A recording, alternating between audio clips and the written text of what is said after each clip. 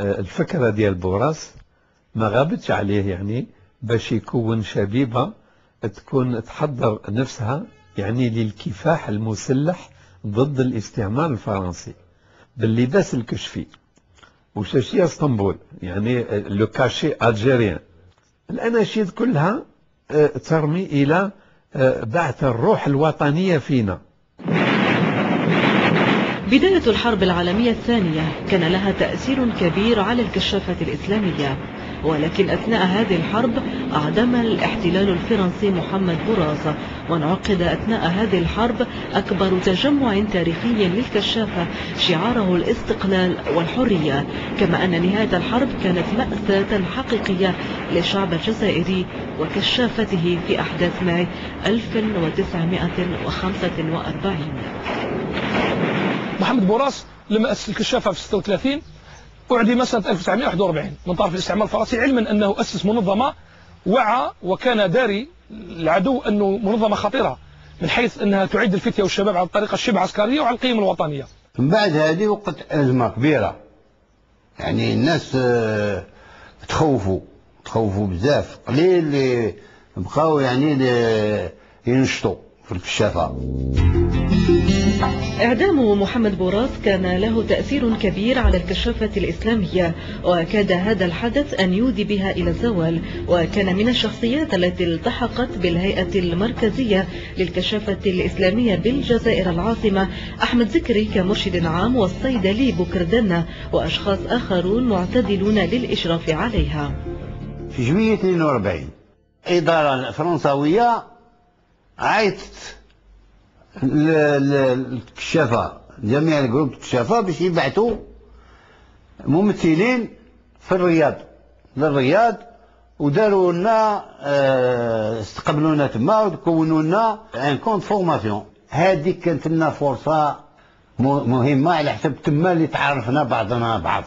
الجماعة نتاع الكشافة الإسلامية اسما اللي بقاو باقيين بالاسم اسما، الجماعة نتاع لي زيكليرور ميزولمان، الجماعة نتاع لامينا هادوية تاع الاخر، يعني وتعارفنا وبقينا بدينا باتصالات بيناتنا.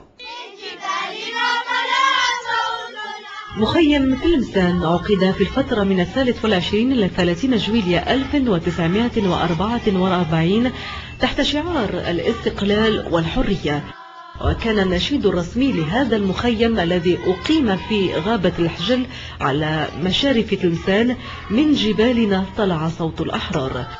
وهذا النشيد هو من وضع وتلحين أحد القادة الكشفيين وهو الشهيد حسان بالكيرد. نتذكر يعني واحد الحادث اللي عشته كي عدنا رايحين لتلمسان. في الحقيقة كي وصلنا لوهران كنا تقريبا 400 ما بين الجزائر الكشافة اللي جاو الشرق ونتاع الوسط تاع هنايا، بس كنا باتصال مع تيجي وزو مع لا. كي وصلنا 400 وصلنا لاكار، يعني تستفنا وقطعنا المدينة وحنا ماشيين اوبا، والإعلام الجزائري والأغاني الوطنية، يعني شاهدنا بعينينا ناس يبكيو في الطريق. كي وصلنا وهران الشعب اللي وكلنا نقول لك مانيش عارف، احنا كنا 400 جابوا لنا بالك 600 ولا 700 جفنه نتاع طعام باللحم. كان واحد تضامن بيننا وكاين واحد الجو اللي ما يتخلقش. نفس الشيء في تلمسان. أهمية مخيم تلمسان تكمن في قدرة هؤلاء الشباب في التنظيم وإثبات دور الحركة في المجتمع والجمع بين مختلف التنظيمات الكشفية. اشترك فيه نحو 500 قائد من مختلف الأفواج والفرق المنتشرة في الوطن، حضرته شخصيات كبيرة ثقافية ودينية وحتى سياسية جزائرية وفرنسية. نظرة الإعجاب التي أبداها الشعب نحو هذه الحركة التي تضمن لهم تربية الشباب، هؤلاء الذين أصبح يطلق عليهم جنود المستقبل المملوءة بالاعتزاز والأمل. تشجيعات الأحزاب الوطنية والجمعيات الثقافية لهذه الحركة مما زادها إيمانا وقوة.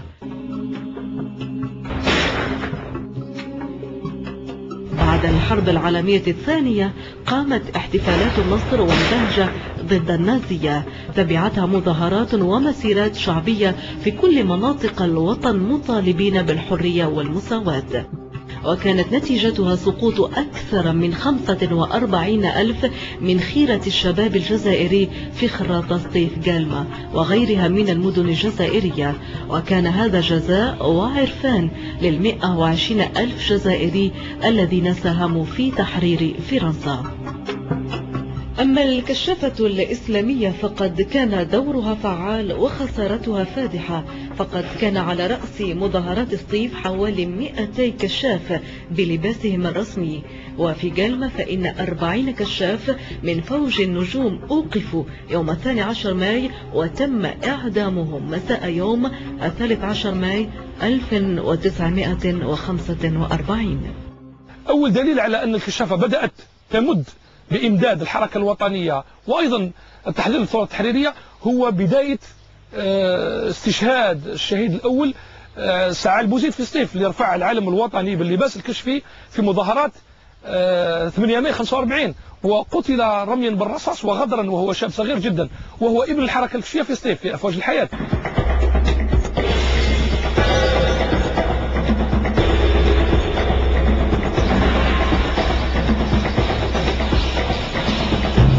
كشفية في الداخل كان عندها دور تربوي ودور توعية وطنية، وفي الخارج أيضا قامت بدور السفير كسفراء، بحيث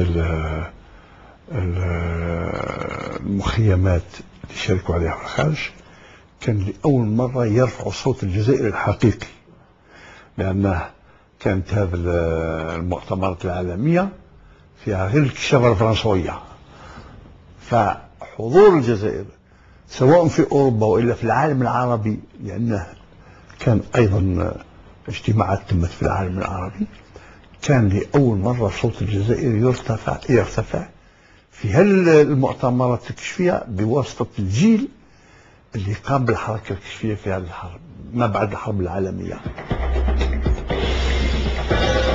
شاركت الكشافة الإسلامية الجزائرية في العديد من الملتقيات الشبانية في العالم الغربي والعربي للتعريف بالقضية الجزائرية، منها جمبوري مواسون للسلم العالمي في فرنسا بمشاركة 50,000 كشفي من مختلف أنحاء العالم من 42 دولة. جمبوري هذا نتاع أوت 47، هذا جمبوري هو تجمع يقع كل 4 سنوات على مستوى العالم. عينونا قاعدة 4 فرق، فرقة نتاع الغرب يسموها الأمير عبد القادر، عينوا من العاصمة بودوا الله يرحمه، أبو داو الله يرحمه، عمر أبو داو، سطيف محمود بن محمود الله يرحمه، وعنابة نوار مع عليهم. مشينا في 4، ركبونا في باخرة حربية يسموها جورج ليك، جينا نركبوا جابوا لنا علامات فيها فرنسا، اتفقنا ولا واحد يعملها، احنا نعملوا الجزائر، وقتنا مشادة. سمعنا بلي لاشو باكرينو راهم جايبينو باش يبارك للبابور الكشافة اللي فيه، واحنا مسلمين، احنا ماشي تاع كاثوليك. القادة نتاعنا طلبوا الشيخ البشير الابراهيمي رئيس جمعية العلماء، جا دارنا درس في البابور. لما جاء الوفد الفرنساوي هذا رسمي وعلى رأسه فانسان أوريول هذا رئيس الجمهورية الفرنسوية، يدور على جميع المخيمات والمنظمات اللي يمثلوا الدول نتاعهم. لما وصلوا المكان اللي موجود فيه الكشافة الإسلامية الجزائرية، نحن قمنا بالأناشيد الوطنية ومسلسلات كبيرة. يعني في ذلك الوقت المخابرات الفرنسوية والكشافة الفرنسوية وكذلك الوفد الرسمي احتجوا كيف مثلا تقابلوا رئيس الجمهورية بأناشيد وطنية، انتم كأنكم متمردين. يعني درت لهم اجتماع ووزعنا هذيك المناشير وفهمتهم باش يدوروا على جميع المخيمات ويرميوهم من تحت.